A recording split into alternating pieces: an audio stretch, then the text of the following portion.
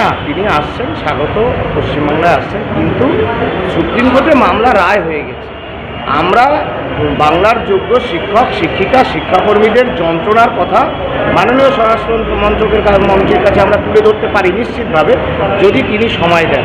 আমরা প্রধানমন্ত্রীর কাছেও আমাদের চাকরিহারাদের একটা অংশ গিয়েছিল, তিনি সময় দেননি।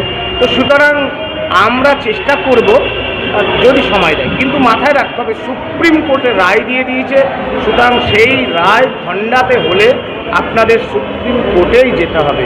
চিৎকার করে বললেও বাস্তবিক অর্থে সেই অর্থে কিন্তু কোনো কাজ হবে না, কারণ আমরা সুপ্রিম কোর্টে গেছি ওএমআর মিরর ইমেজের মামলা, অর্থাৎ 22 লক্ষ ওএমআর মিরর ইমেজের প্রকাশের দাবিতে ইতিমধ্যেই সিবিআইকে পার্টি করে আমরা মামলা করেছি এবং বিভিন্ন আলোচনার সূত্রপাতে জেনেছি যে সুপ্রিম কোর্ট যে রায় দিয়েছে সেই রায় খণ্ডাতে হলে আমরা যদি সমস্যারে চিৎকার করি সেই রায় খণ্ডাবে না, সুপ্রিম কোর্টেই যেতে হবে। কিন্তু রাস্তার আন্দোলন, প্রকৃত আন্দোলন, এই রাস্তা দেখাবে, সেটা জারি রাখতে হবে।